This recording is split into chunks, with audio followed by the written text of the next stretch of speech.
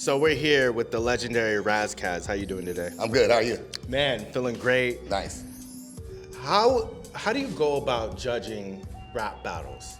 You know, what are the metrics and things that you kind of look for? They tend to stay the same, which is going to be the content, lyrics. It's going to be your flow, because some people just have really great patterns but may not be saying stuff. Right. Delivery, because sometimes you can talk like this, or you can talk like Busta Rhymes. You know what I'm saying? Right. And some things carry. There's always a few other factors. People may add spontaneity, which is, oh, could he freestyle? Did he just say that just to respond to that situation? So it tends to be those criteria. You know, there's so many. Sorry, me. Yeah, no worries. See, now I got no freestyle. No worries, honey. Busy man. Silence that. Silence that. There we go. Yeah. All right. There are so many battle rappers that tried to make the transition into recording artists. Mm-hmm. Why do you think some rappers who are great at battling aren't able to make that transition? I was having that conversation recently. The ability to kind of on the spot come up with what you want to say is using a different muscle than sitting there saying, I want to talk about this. Right, yeah. For an entire song. And so the analogy I use is, you know, you can play polo on a horse or you can play water polo. They both sound like polo, but they're different sports. Mm-hmm. You know, even the marathon and the sprint, it's still running, but they're two different sports. Right. So it's just understanding that there are different muscles used, and a lot of songwriters that obviously wouldn't want to jump in with, you know, one of these battle rappers, you know what I'm saying? Because they're using a different muscle. They're sitting there learning these, you know, 5 to 6 minute songs technically, and having the routine on what they're going to react to, and it's harder to use that muscle. Well, it's harder to turn off those muscles, you know what I'm saying? So I think that's just the harder part, is that a lot of battle rap MCs cut their teeth, and that's their bread and butter, and when it's time to sit in the studio and write, it's almost ADHD. They're like, I don't want to sit here and just write about this one thing. You know, I want to free associate, and then, you know, I want to get in a zinger about some other shit, and it just won't relate, you know, to writing the song. Songwriting is just a different animal. Yeah, would you view it as like more someone being right-handed and left-handed? No, it's not even that. It's just they're different sports. What the Harlem Globetrotters do is not what's going to win you a game, you know, the NBA championships.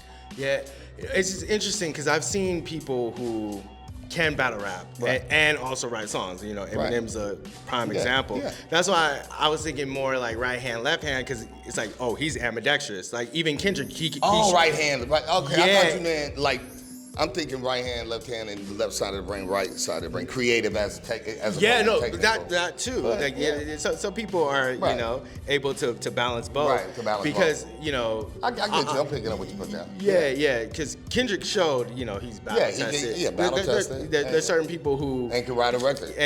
Common is another one who you know great songwriter, but then you know stuff like that. And can get ugly. Yeah.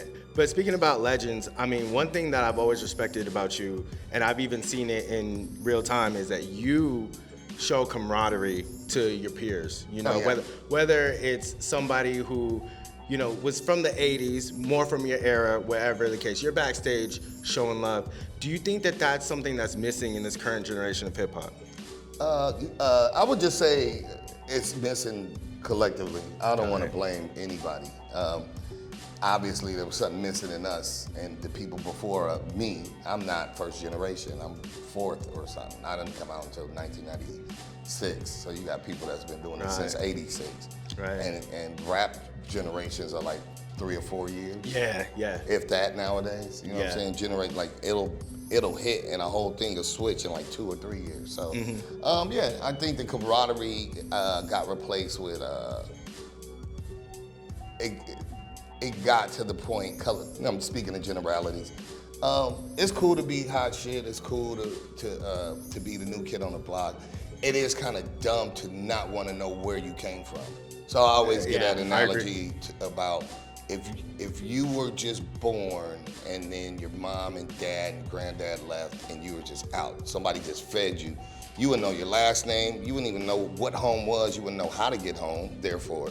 So sometimes people pop up in rap, they get some success, and they're like, I don't give a fuck about the past. And like, well, that's crazy because any race car drivers, he's gonna tell you, any guitar player is gonna tell you all about who could play left-handed, ambidextrous, who played right-handed, you know what I'm saying?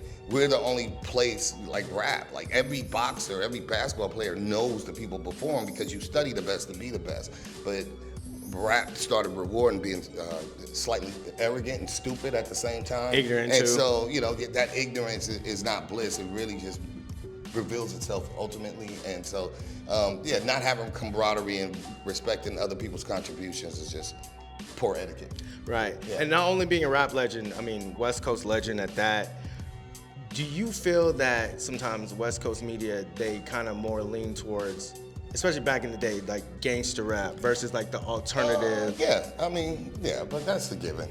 You know, it's like the horse we've beat back to life, like, you know. Do you think it's changing now? Because No, really, you don't. not. I feel like with Kendrick and I Tyler know, and certain but you people. guys always do that. Everybody, you pick two.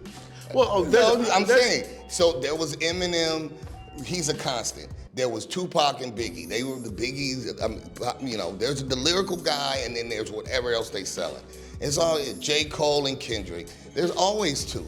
But there's never, radio doesn't support, neither do the clubs support the plethora of talent we have. There's usually just two. No, I feel you. No, on my spectrum and on my side, I've always been like, well, there's Far Side, there's people under the stairs. But are they there's I&I. Yeah, no, are of they course, getting played on of course. radio? On my show, they are.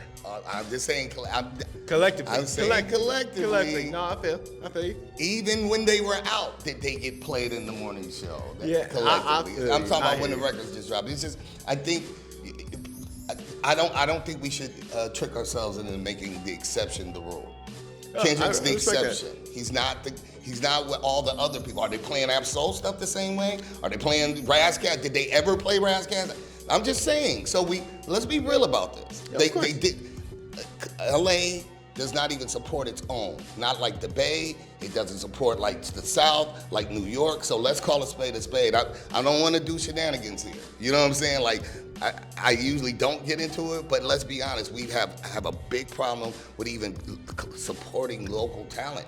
That we don't even support local talent. And we pick one person and everybody swings on his dick and then we act like, oh, but then we got so-and-so, but what about the other 4,000 people that exist? I agree. I think that there's a lot of LA talent and there's a lot of people who, from the 90s, who've paved the way. But I'm talking about as we speak. I know. I'm saying LA radio and media has Right. slept for that long. Right. That's my point. Mm-hmm. And even asking the question, because I have that same frustration. Right. There are so many people that on the West, whether from LA or to the Bay, they don't get the representation, but then they'll champion, you know, certain gangster rappers and certain things. And again, I love it. I mean, I grew up on it. I'm from LA, but it's like Bay does better than us. The Bay still support. They'll support Larry June all the way to. Of course, you know what I'm of saying? course. It's here. Mozzie could come here and get no disrespect. I love Mozzie. But what about all the little Mozzies here in LA? We don't support. LA has a big problem with liking everybody else but its own. It does not support and nurture its own. And that's something I was once upon a time, I had a record deal when I was 17 years old and I had the same complaint. So you can do the research to see how long I've been saying the same thing and it still hasn't been fixed. And just because one or two people get it doesn't make it okay. That just reveals that it could be fixed. Right, yeah. That means you're picking one person to fix it for, or two people. That's fucked up for the other 8,000 17-year-olds with a dream. And you're telling me I have to put on a khaki suit, or now I got to be Trap Lord King Zanny X. That's whack. No, it's agree. not fair for the wholeheartedly. culture. It's not fair for that little girl or for that young dude with talent that made, you know. But then some dude moves out here from somewhere else, puts on a facade of I'm a West Coast person outfit, and you reward that. It's whack. Yeah. And we out there, accountability sucks. I hate to be the bearer of bad news. Don't kill the messenger. I just always stick to that script. That we are full of shit here. Not you. If the shoe fit, you ain't gotta wear it. But if the shoe fits, find a matching Birkin bag. That's all I'm saying. Yeah, no, wholeheartedly. One of my last questions, because Yes, sir. you've worked with so many great producers of all time, and you worked with Apollo Brown. Yes, sir. Humble Pie. Oh man, thanks. That record's crazy. Thank you, brother. And you touch on the hypocrisy of things, and that's why I was excited for this interview, because you give it up. You give it up. So is Apollo Brown one of those people that can just like allow you to really just be as truthful as you want, or are there other producers you've worked with that I just think Apollo just has such a great ear at every MC he works with, so he just kind of gives you the perfect canvas to paint on based on who you are. I guess he just kind of got that energy. Every time I hear something that he does with somebody, it's just like, yeah, that's perfect for him. Like, it's fire. It rocks. It sounds good. It's you know, I don't know. He's just one of those producers, man. Honestly, one of my oldest friends, technically, probably my oldest friend, his name is Curtis Daniel. He owns Patchwork Studios in Atlanta. And you know, ironically, you know, when that album first came out, he was just like, he was like, that is your work wife. He was like, you should work wife Apollo Brown. I'm like, that's hilarious. But yeah, he's really good at finding these pockets for whoever it is, you know what I'm saying? So yeah, it's a blessing to work with, bro. He's super talented. But there's a lot of people, man. What Dr. Dre, you know, will hear in me and my voice, or what Premier hears in my voice. Yeah.